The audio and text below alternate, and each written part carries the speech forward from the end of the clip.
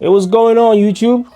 Today I've got some game for my youngins, the young producers, new mix engineers, aspiring mix engineers, old, new mix engineers, if you get what I'm saying. But anyways, I've got some advice. Yeah, there's too much information going on the internet, but trust me, I've been there, I've done that, I'm still doing it actively. So I believe I got one or two things that I can help you with.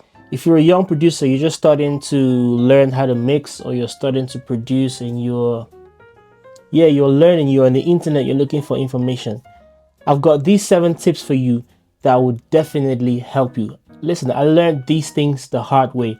I learned these by trial and error, practice, try, fail, see what works and what doesn't work. And now I can tell you these are guaranteed methods. These are guaranteed steps for you to win. So first of all, if you're starting out, you should learn hard.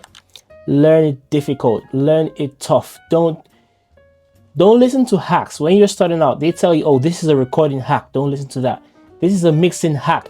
A hack to make your voice sound like this. Don't listen to that. That's not what you should be paying attention to.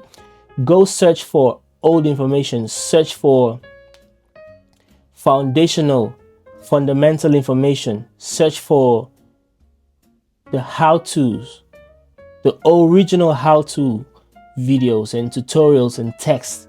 Learn some theory behind stuff. Learn how to equalize. Learn how to compress. Learn how to record. Learn what producers do, what songwriters do. Just learn everything you can. Learn hard. Learn as much as you can that relates to whatever you're doing. So this goes for producers, engineers, whatever. Everyone's different. Your path is going to be slightly different from the other person, but try to know what your path is and learn as much as you can on that path.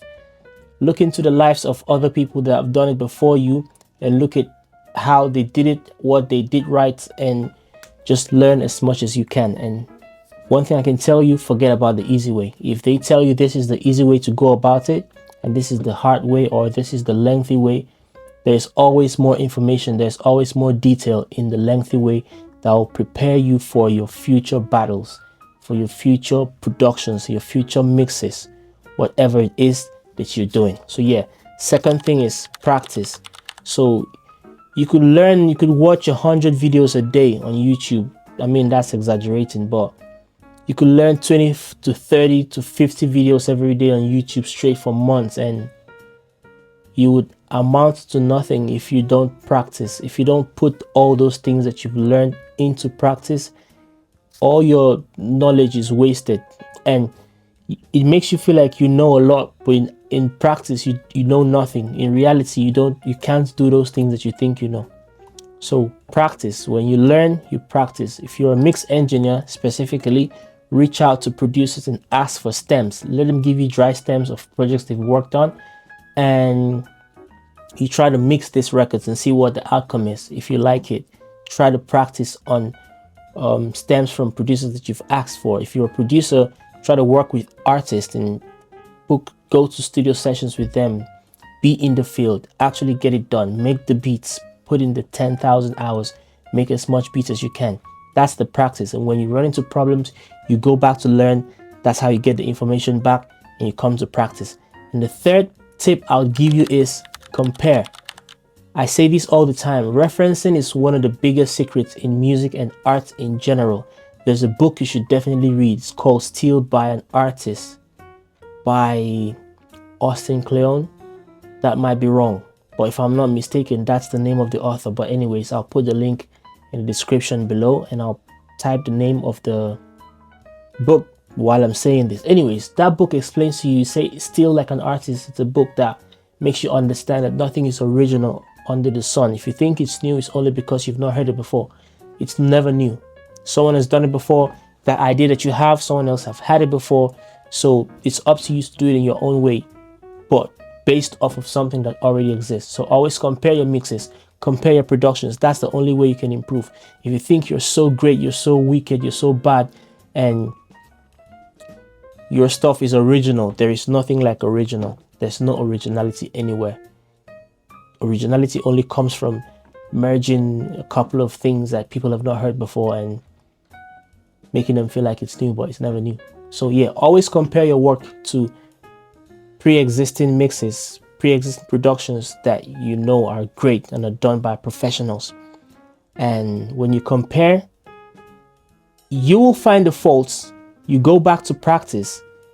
You find the things you don't know. You go back to learn. So it's a learn, practice, compare cycle. In this cycle, the next tip I'll give you is don't stop.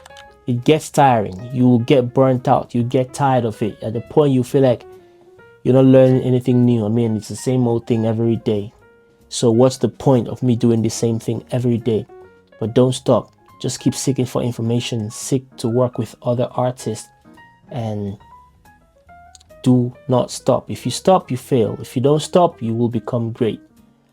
The next tip I would give you this an advice. It's important. Just stay low until you get up. Don't start mixing today. Let's say you decided in 2024, yeah, you're gonna start learning how to mix, and then it's January, you made this decision, New Year resolution, in it, and February, March, you start to advertise, put yourself out on Instagram, like, oh, yo, send me your mixes.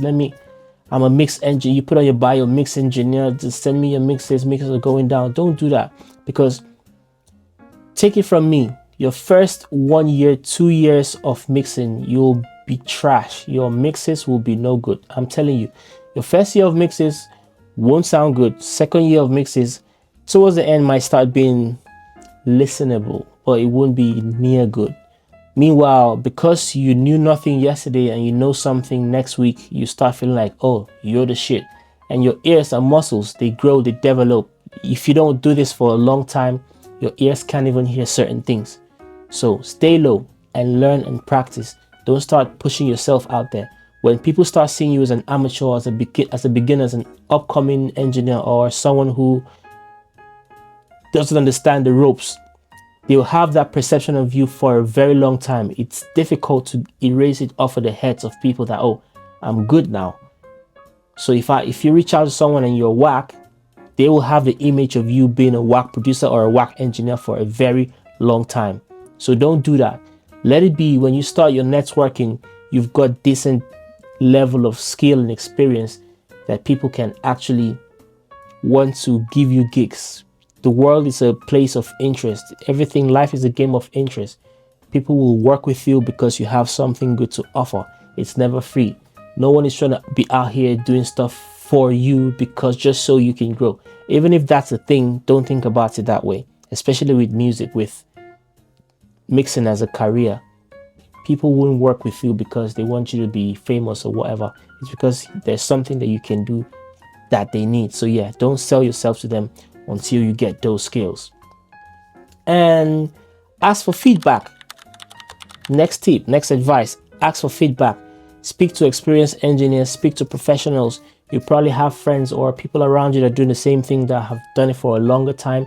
Send your jobs to them and ask them for feedback. They will always have the time to listen and tell you something. Even if they tell you one thing that's wrong with your mix, don't be offended. I mean, I know how it feels spending days and weeks on making a mix, and then you send it to someone and he tells you, oh, the kick is not punchy or the vocals are not clear. It hurts, but that's just the truth. That's the reality of it.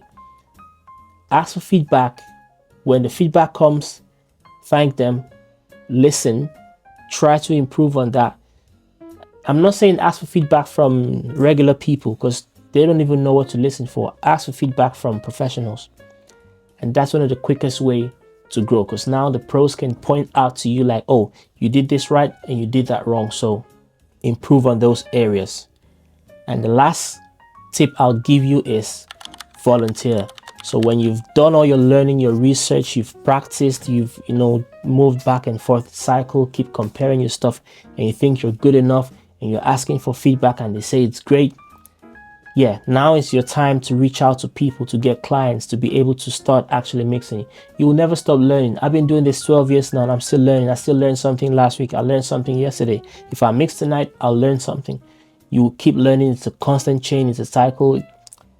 It never ends. So for you to be able to learn quicker, you need to work with more people, because you can work with one artist and think, oh, you make great music, because this artist has his own set of challenges that you think that's all it is to it, but there's more. And you work with some other artists and they have different type of challenges that you've never faced before. So volunteer, ask people to mix for them for free, ask people to produce for them for free. Yeah, it sounds stupid, but these are things you have to do to grow. If you're trying to move forward, you just have to volunteer at some point. And yeah, volunteer with good artists, people who take their craft seriously, not just anyone, people who who really mean to do this. And these tips might sound very, very cliche, but think about it and put it into practice. These are the ways, these are the path. These are things that I wish I knew earlier on in my career, but I didn't know it. Maybe I would have been doing better stuff a lot sooner. But anyways, I hope you had a thing or two that you learned from this video. And if you like it, please help me like and subscribe so YouTube can show my channel to other people. And follow me, turn on the notification bell, so every time I post a video, you'll be the first to get it. And yeah, love, 8 Notes here. I'll see you again the next video.